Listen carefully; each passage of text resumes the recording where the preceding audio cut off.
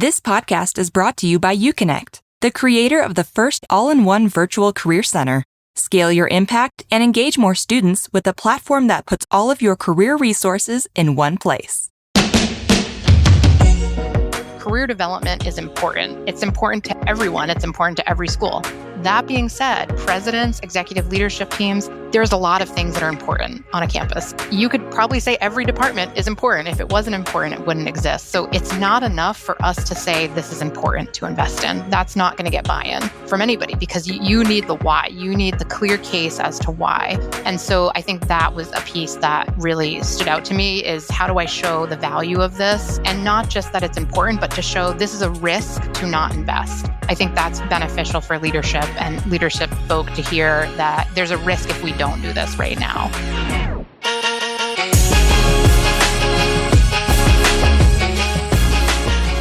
Hey everyone, welcome back to the Career Everywhere podcast. I'm your host, Meredith Metzger, and today I am joined by Dr. Barbara Zerillo, the Senior Director of the Career Development Center at Post University. Thank you for joining me, Barbara. You're welcome. I'm excited to be here. Yeah, I'm really excited to have you and to talk to you today about how you've made career a strategic priority there at Post University. I believe it's one of the 5 pillars in the strategic plan, right? It is. It's extremely exciting. Our president and our executive leadership team have really made career a clear institutional priority here, which is phenomenal. It really goes beyond messaging, so I'm excited to talk to you a little bit about that today. Yeah, that's so exciting. I know everyone listening to this is probably jealous already right off the bat. So yeah, we'll dig into all of that. And I know you did a ton of work to research what other career centers in the Northeast are doing, benchmark your career center to involve your president in the research process, and to ultimately make a really effective pitch to senior leadership on why they should invest in the career center.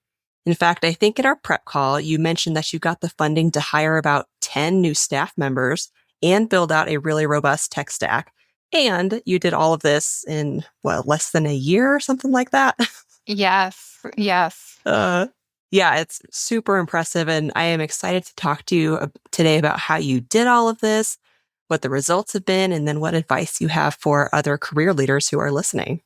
But before I get into my questions, Barbara, is there anything else you would like to add about yourself, your background, or your role there at Post University? Yeah, sure. So I've been in the career development industry for 14 plus years now, I think coming up on 15.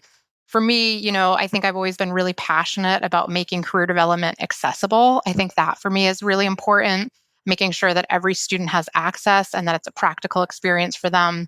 What I've loved about being at Post in particular, Post really prides itself on making it personal. We always say Post makes it personal. And I think it's been a really rare opportunity here because leadership has invested so much into career and is in the process of investing.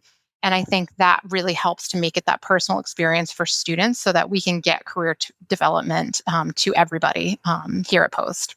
Yeah, it's always nice when leadership walks the walk with the budget and the staffing in addition to, talking about it. Yes, exactly.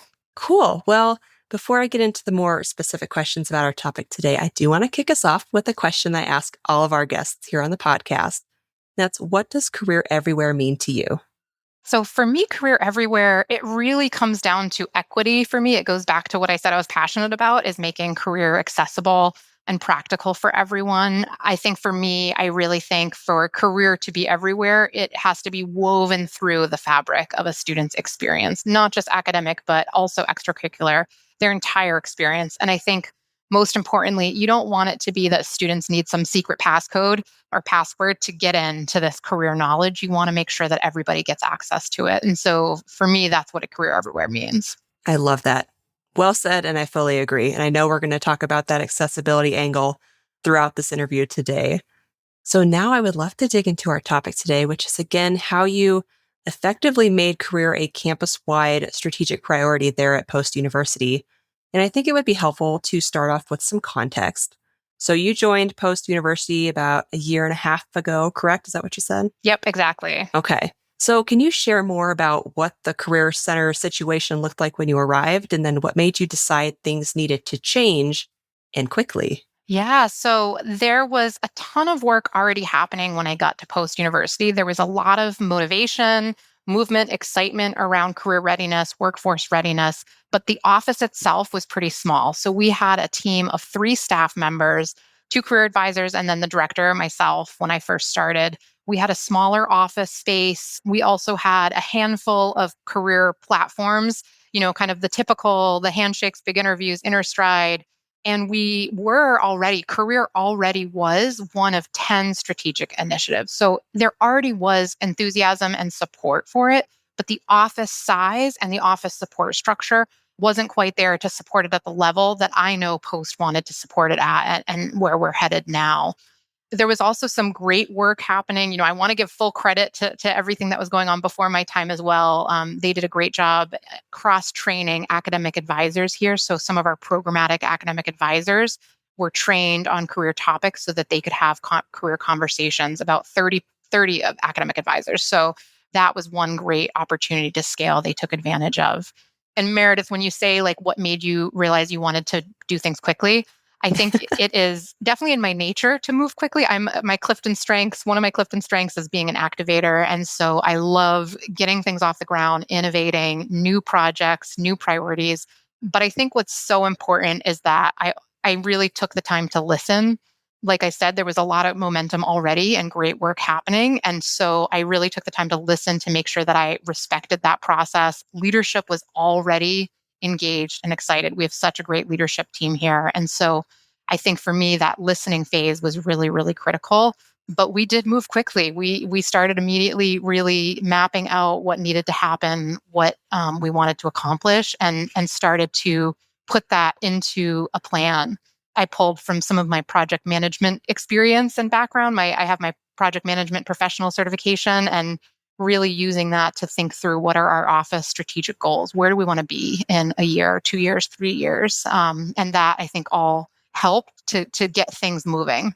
Yeah, sounds like kind of the perfect situation. I mean, if you're going to walk in as a new director, having some buy-in already and having your like project management skill set there, it sounds like it's just it was a good scenario to hit the ground running. Yeah, exactly. Exactly. And I think you need all those pieces. You can't do this on your own. I can't take credit for doing this. Post gets a lot of the credit for all of this. We had to have all the right pieces in place. And when I took the job, that opportunity for growth, I could smell it. I knew it was there. Yeah, I bet. So, as part of this revamp process for your career center, I know you did a lot of research and benchmarking, and you built like a true data-driven case for investing in career services. So, can you walk me through that process? Where did you start?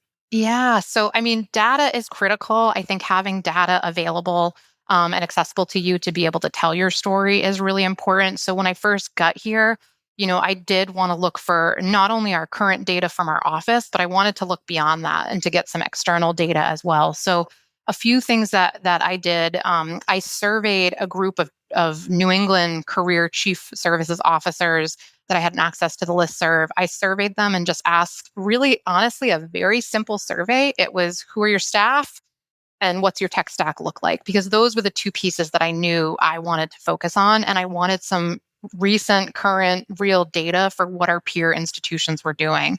That ended up being super powerful. I probably sent it to 100 plus people and I got 44 responses within 3 days. So within 3 days, I had kind of an anonymous report built up that I could share back with our leadership team that helped to benchmark where we were at. Beyond external data, I also really wanted to tap into some of that internal data. So for us, some of the data that I looked at internally, but also outside of our office was persistence data. So I wanted to see where were we comparing related to persistence. So we found that within the first 2 terms, if students saw a career coach within the first 2 terms, they were 13% more likely to persist at Post. And that is super powerful. That is concrete data. And props to Josh Domitrovic, who had been on your podcast in the past. I had heard him speak, and that was one of the pieces. So props to him for giving me that idea as well. So again, those pieces really helped to build that case so we could move the dial. Yeah, that's really cool. And I was thinking of Josh when you were talking about that persistence stacks. I think theirs at Penn West was really similar. I think it was like 14%, maybe Yeah. like a 14% higher persistence rate if they engage with career services. And it is very powerful stat. Yeah. Yeah. Well, and especially when you factor in what do leaders care about? I think we're often stuck in this bubble and all we're thinking about is our numbers and things that matter to us. And you have to go outside of that. You have to think bigger. You have to think bigger picture at your institution. Yeah, for sure. And so just to confirm with the survey you sent out, because it was, I mean, you had a lot of respondents really quickly. So it was just those two questions. It was like team size and tech stack. Is that what you said? Yeah. So I broke it into a few questions. So it was like how many part-time, how many full-time staff. Those were the two more kind of bulk of it, though, was really focusing in on that because, again, I thought about, do I ask about budget? I kept budget out. I didn't think people would be as likely to respond if I was probing them what their budgets were. I think that's more of a sensitive topic. So it felt to me staff was something people would not only want to share with me, but get back. I gave all that data back to everybody who filled out the survey. So it was, and the anonymous report. So I think that was helpful as well. For tech stack, I ran through the list of what tools are using for this, and other. So I was able to see a little bit of, what people's tech stacks look like. Yeah, I'm curious if you're able to share what were some of the trends or patterns that you noticed in the survey responses. Yeah, so I think when it comes to for tech stack, there is no one size fits all at all. Every institution is very different. When it came to resume AI tools, it was across the gamut of different tools people were using. So I don't think it was necessarily like, oh, these are the 5 you have to have. But I think in each group, you could see themes emerging that people had something in this area or that area. Obviously, everybody has, a CRM for their overall office. But when you get into the weeds a little bit more, it really varies.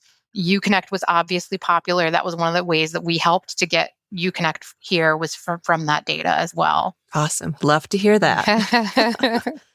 And that's really cool that you also offered to share that data back with respondents. I'm sure that was another good incentive for them to fill it out. Mm-hmm. Yeah, exactly. I mean, I'm sure if I was interested, I'm sure other people were interested. So, Oh, absolutely. Okay. Well, in addition to, the survey that you sent out and the benchmarking you were doing, you also organized site visits to other career centers, right? yes, we did. Yeah. I know it included like Boston University, Dartmouth, Bentley, some others there in the Northeast. So I'm curious, what was the goal of those visits and what did you take away from them? Yeah, so I knew I wanted to, we always hear from other directors of other career centers, executive directors. We all gain that knowledge, and I think that's where we've learned from each other from. But I think oftentimes our leadership hasn't gotten that experience. They haven't heard from other institutions specifically on the topic of career at the same level. So what I wanted to do was do a site visit where I brought a few folks from our executive leadership team with me. So yeah, we visited those 3 schools in particular. It was amazing. We got to spend a day, at those schools learning the ins and outs of, their staffing, their tech stack. What do they prioritize? Really, how do things work and what they've done to be successful.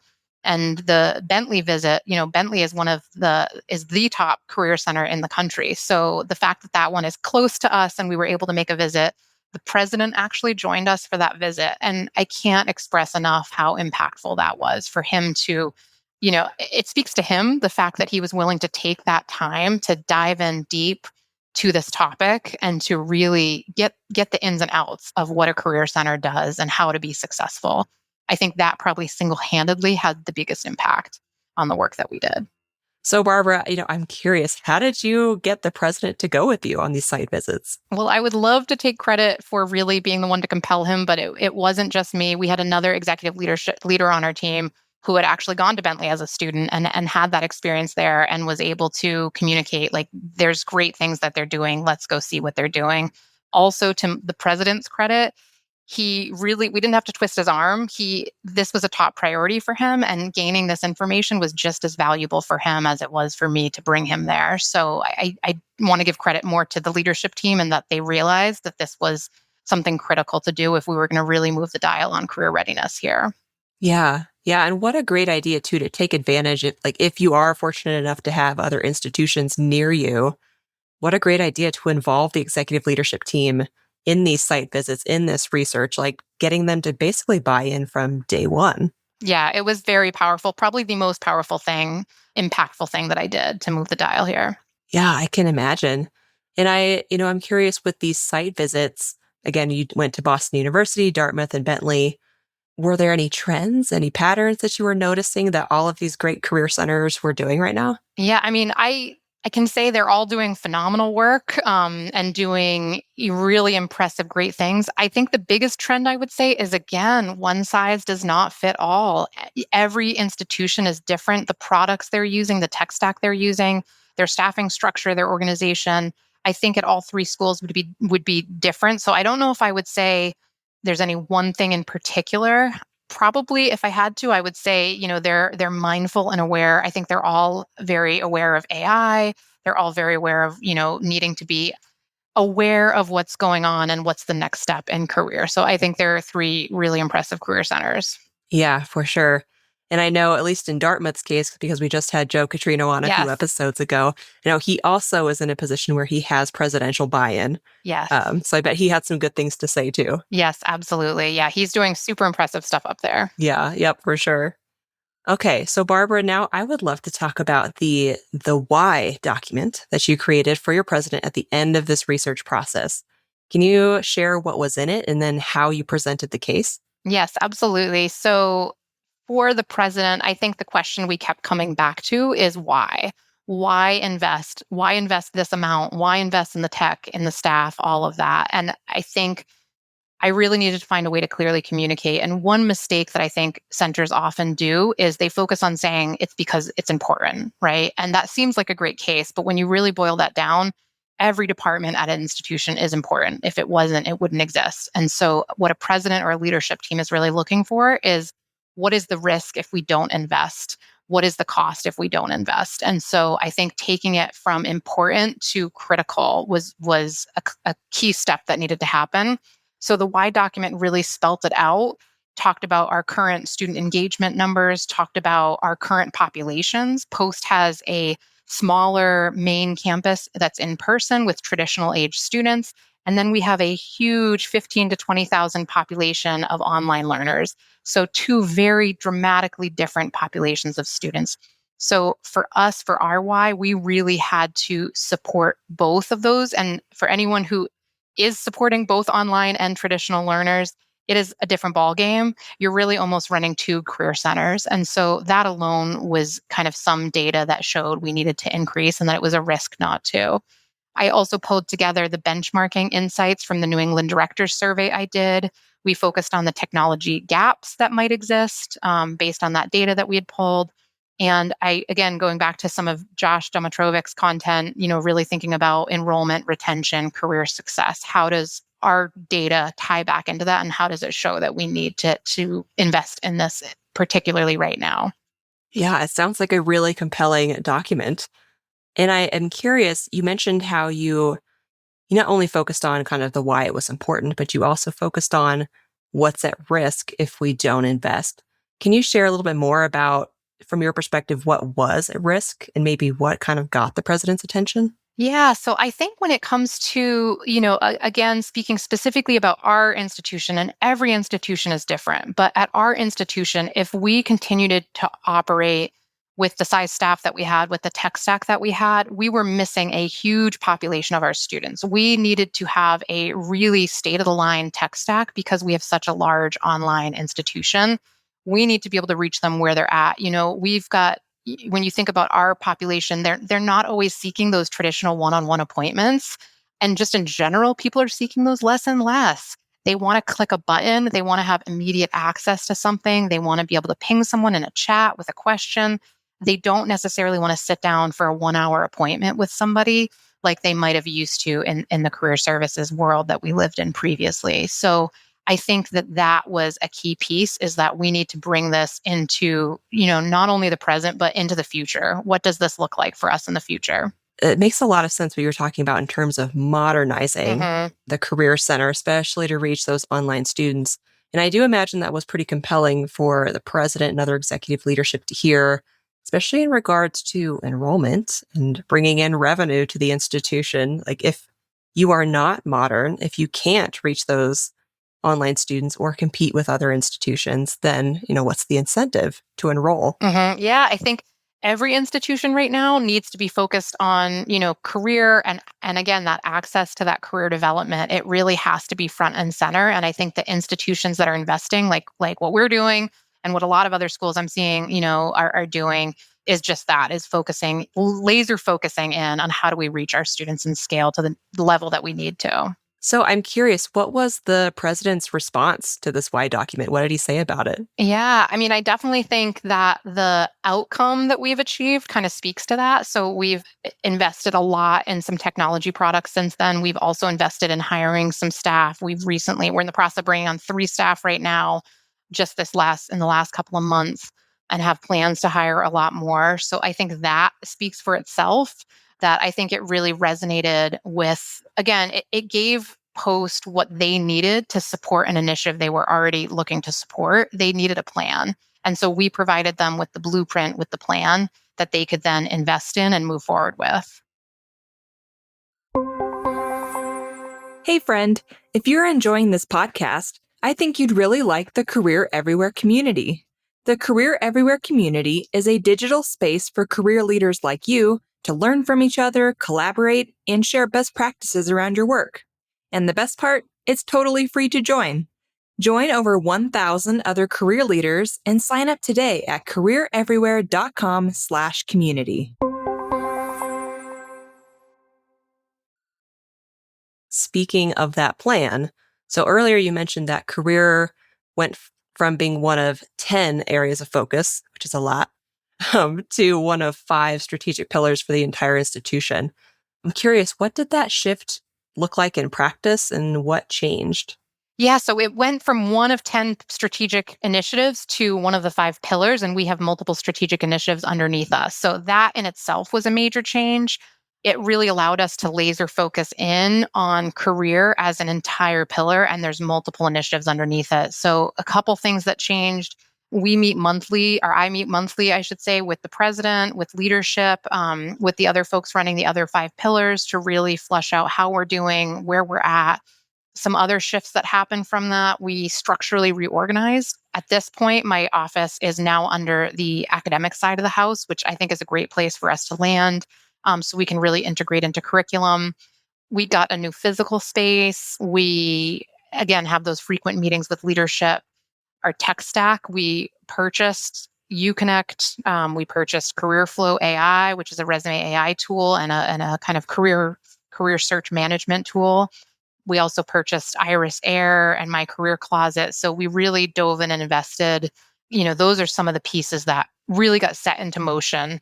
Also now, because it is one of the 5 strategic pillars, we are working with a project manager for the institution that really keeps up with our milestones, our tasks. Like, it is all structured and written out from a project management perspective, which I love. So that's also been extremely helpful. Yeah, I imagine that's especially fun for you with the project management side. I was very happy. Yes.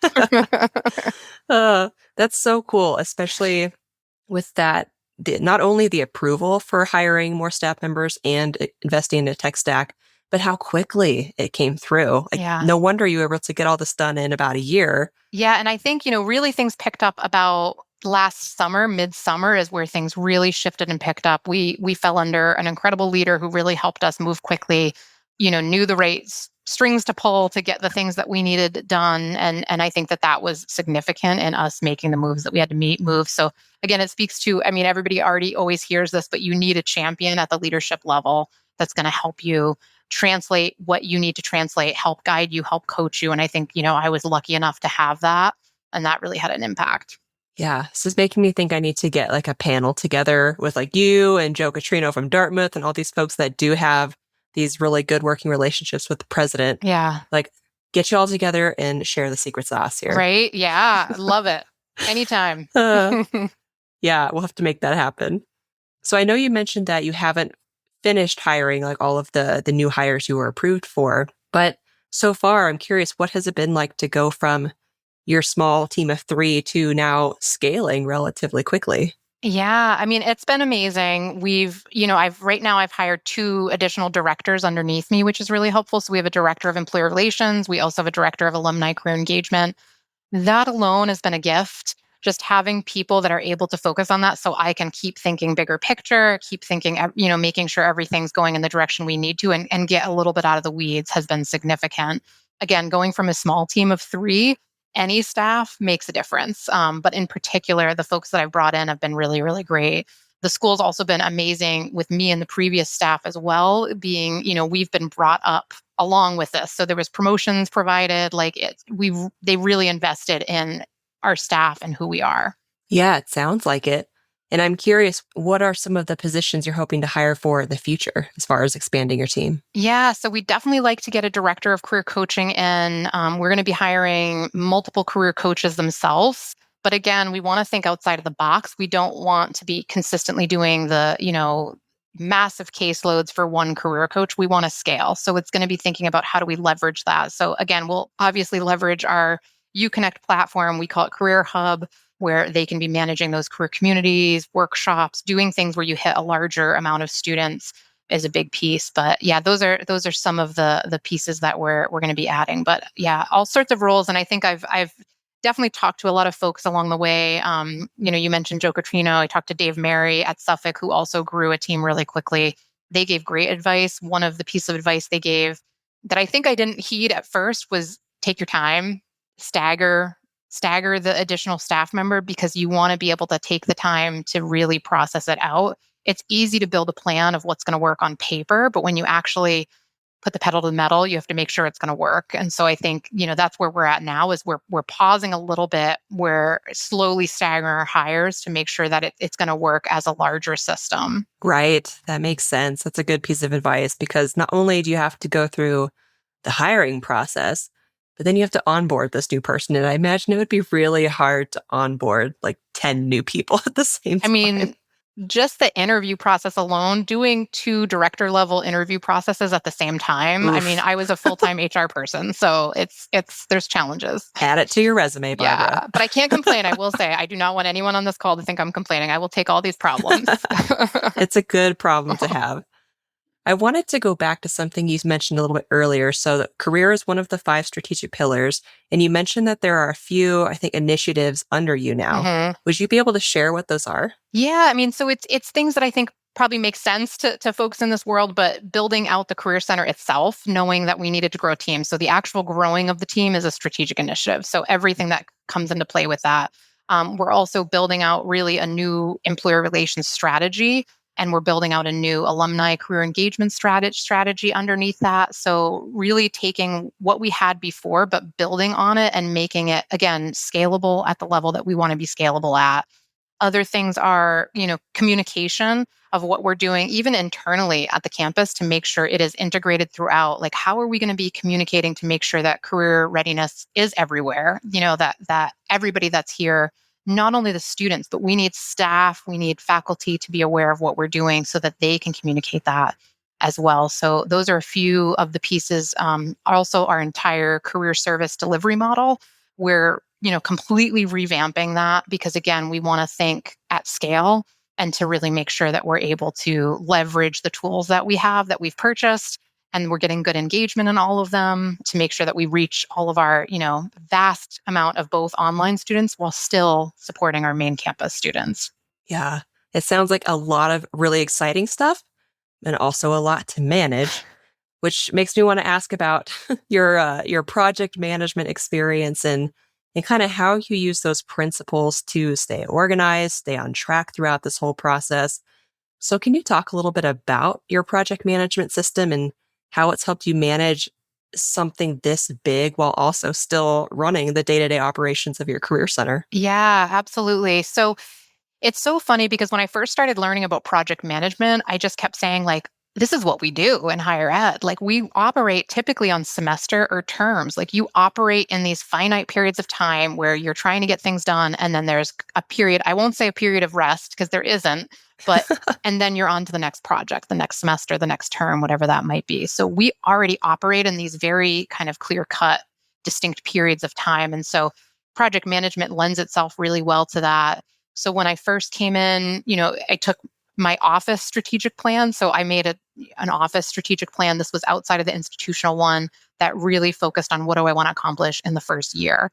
And I mapped all that into, we use Planner here, Microsoft Planner, because we're a Microsoft school. I mapped all that into there, our milestones, our tasks. And then I broke it down further where everyone on the team, their goals align with those strategic plans that I had. So everything kind of filtered into this funnel to reach these ultimate strategic initiative goals. And then it's funny because fast forward, once I started working at that higher level with the institutional strategy, we have a PM we're working with and we're doing the exact same thing. So that I think is just a tried and true method that's it's just helpful. You keep track of, are you behind? Are you on time? Who are you assigning to what tasks? So all of that's really helpful. Yeah. And I'm sure it's fun to kind of geek out with somebody else on project management principles. Yes, yes. And there's so many tools out there now. Like even if you don't have the funding to purchase a planner type system, there's lots of tools out there that are free of cost for one user to use to put your plan in. So even if you are just a one-person office, you can use project management kind of processes and plans. Yeah. And maybe if folks have questions, they can ask you for advice. Absolutely. I love talking project management. I love it.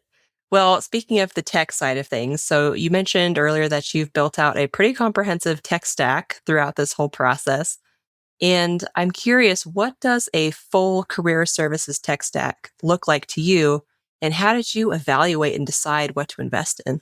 Yeah. So I think a full tech stack, like I said before, one size does not fit all. So I do not think there is one correct tech stack. That's one thing I took away from about 1,000 demos and conversations with peers and the survey I pulled. But I think that one thing that I found is that there are some key categories, right? So like everybody needs a CRM for their office. So a handshake, a simplicity, whatever it might be. There's also, it was common that people had interviewing tools, a resume AI tool. Obviously, that's another big hitter nowadays. An alumni tool, I think that varies whether it's an office owns that, institution owns it, but an alumni engagement tool itself. So those are some things we looked at. Additionally, some places are purchasing employer relations CRM specific programs. So, we were considering, are we going to purchase one of those? But our institution's actually purchasing Salesforce. So with that, we'll be able to leverage that for our CRM. So I think it can be a mix. I know it's funny because UConnect, it's almost in its own category. Like there isn't another product. It is, yeah. So I remember on the survey, it was like, I put it down for virtual career center, like platform, but it's like, that's the only one. So that I think is, as I talked to people, small schools and big schools, that platform I think is kind of I can't say it's like necessity because again, not one size fits all, but I think it's really helpful. And for us, it's been great since we launched it. Yeah. Well, I'm super glad to hear that. And yeah, you touched on the categorization challenge as a marketer here at UConnect. It's like, okay, we have no direct thing to compare to. So we basically have to create our own category under Virtual Career Center. So I feel you. Yeah. Which is hard when you're pitching it to leadership, is to explain why you need this tool when it's like, what do you mean it's like, it's not a website. Like, so how do we, it's not a website. Yes. So I think that's something really, that's something challenging. Yeah, we feel that for sure here at UConnect. Yeah, but it's kind of it's just in its category all on its own over here, but definitely a core piece of infrastructure for a lot of schools. So it's exciting to hear that it's working well there at Post University. So kind of the big question here now, Barbara, is for anyone watching or listening who wants to try to replicate what you've done, or even just take one step forward towards making career a bigger institutional priority, where would you tell them to start? Yeah, I think research is critical. Researching both qualitative and quantitative data. I think the site visits were really powerful, but I think that is one piece of it. The other piece is also just understanding your presidential priorities, understanding leadership's priorities, really understanding what language they're using, what is beneficial. And then I think the third thing I would say is to ask for a seat at the table. And I think you can do all three of those are critical: getting the data, understanding the priorities, and getting a seat at the table. They almost all are interconnected. Like what came first, the chicken or the egg? They can all happen at the same time even. It's just you need to start figuring out what the priorities are so you can get the right data. You need to get a seat at the table so you can understand those priorities. And then obviously you need the data to be able to communicate out about your office and the direction to go in. Yeah, that's great advice. And I'm curious on the presidential side of things. So you've obviously done a really great job of understanding what's important to your president. And I would love to know what were you looking at? Were you looking at like state of the university addresses? How were you gathering that information about what was important to him? Yeah, I mean, I think just conversations with your president, your leadership team. I love the question, what keeps you up at night? Like what is keeping you, awake at night because you're worried about it? And I think once you start to have an understanding of how much bigger their plate is than yours, it makes you realize like I can't come at it from this siloed singular angle because that's not going to be effective and that's not going to be beneficial. So I think really understanding just directly from them is helpful, but definitely State of the Unions, those type of things, town hall meetings, really, if there's something they publish or are writing about, reading that, just anywhere you can get that information. But obviously direct conversations are always going to be the best. Yeah, yeah. Ideally, if you can get in with your president and have a meeting directly, that's the way to do it for sure. Yes, yes. And I appreciated you kind of making the point about not going in with just like a siloed mindset, really kind of making the broader business case or helping your case fit into the broader strategy. Because I imagine for a lot of presidents, yeah, they got a lot on their plate. They're trying to keep the institution running and running well. And so it can't just be our department's important. It's like, yes, but also Yeah, where does it fit into the larger strategy? exactly. Exactly. We have to stop saying career development is important. Like we have to start thinking beyond Yeah. that for sure. Yep. Yep. Amen to that. Well, Barbara, you've offered a ton of really great insights and advice already, but is there any other advice you would give to career services leaders who are just trying to elevate their center's visibility and impact? I mean, I think I want to hone back in. I know I've said it before, but to really stop saying career development is important, I think that going back to what I talked about, where you want to think about why is it a risk for your president to not invest right now? And I think in particular, if you can't find that risk, right? That's another thing. What if someone can't figure out that story to tell because there's other priorities that are that risk? That's also something that's important to think a little bit about and just again put yourself back in the shoes of the president juggling 50,000 things and priorities and identifying maybe you do need to reframe your thinking. Do you really need the extra staff that you're talking about? Do you really need that tech product? So I also think from another perspective is thinking about reframing your own thinking at times too is important. Yeah, that's really good advice. Before I start closing us out, is there anything else you would like to add? I think also just, I think it's really great for all directors and senior directors, executive directors, anyone at any level, associate directors, assistants, all of that to stay connected with other career development centers. I think people in our industry are very generous, are very sharing. Take advantage when you go to a conference and you meet with someone to take their name or get their LinkedIn and follow up and have a conversation because we learn so much more from our peers than you do just by being siloed in your own institution. So that would be the other piece is just stay connected, especially if you're newer in the field. I think it's really important to stay connected, but at any level, really. Yeah, that's great advice. And it's clearly worked out really well for you throughout this whole process with that survey, with the site visits. And on that note, I would just make a quick plug for the Career Everywhere community that UConnect hosts. If you're looking for a place to network with other career services professionals in higher ed on a day-to-day basis, the community is free to join. It's open to anyone in higher ed career services. So just go to community.careereverywhere.com and you can join there. All right, Barbara, if people would like to connect with you or learn more from you, where is a good place for them to do that? So I'm big on LinkedIn, so feel free to reach out to me on LinkedIn. You can also email me directly if that's easier. You can find my contact info on Post's website. So I would just say if you're thinking about getting in touch, get in touch with me. Even if you just send me a quick message that you saw this podcast, I'd love to hear it. We can always, after that point, reconnect years later even, and we'll remember that we had that connection. So I would say just reach out on LinkedIn or email. Perfect. And for those of you watching or listening, I'll be sure to include a link to Barbara's LinkedIn profile in the show notes so you can go and connect with her there. All right, Barbara, at the end of every interview, I like to do this answer a question, leave a question thing. So I'll ask you a question our last guest left for you, and then you will leave a question for the next guest. So our last guest was Todd Schuster of Forage, and he left this question for you. If you could share one detour you made in your career journey, what would it be?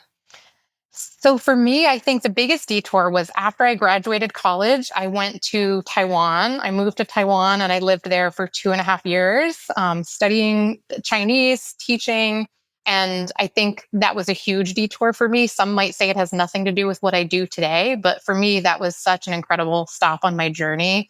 I learned a ton from the culture experience and just the opportunities that I had there. And I think it's also just a really great fun fact when I'm doing icebreakers. So highly recommend just taking time to do those gap years. Yeah, that sounds amazing. What made you pick Taiwan? I was honestly open to anywhere. I was just at that point, it was the recession and I was looking for an opportunity and a job outside of the country. So I ended up having networking. Someone that I used to go to college with had a role there and messaged me.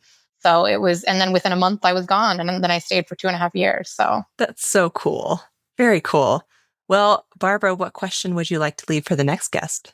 So I thought about this one. I would love to ask the next guest if you could wave a magic wand and solve one challenge in the career services world overnight, what would that be? Ooh, that's a deep one. That's a good one. I'm curious, do you know what your answer would be? I think for me, it would be going back to that career everywhere concept. How do you weave it in so it is inaccessible, like unavoidable? That's the word, unavoidable for students to miss. I think for me, it would be how do you weave it in like that? Oh, that's a good way. Yeah, I like that. I like the wording unavoidable. Yes, that's good. That's the dream, right? Yep. Well, very cool. I'm excited to hear what the next guest says to that question. And Barbara, thank you so much for taking the time to join me on the podcast today. This was really fun. It's a great conversation. We covered a ton of ground, I feel like, and hopefully people had their notepads out and were taking notes. But just thank you so much for taking the time to share your wisdom. Thank you so much for having me, Meredith. This was fun.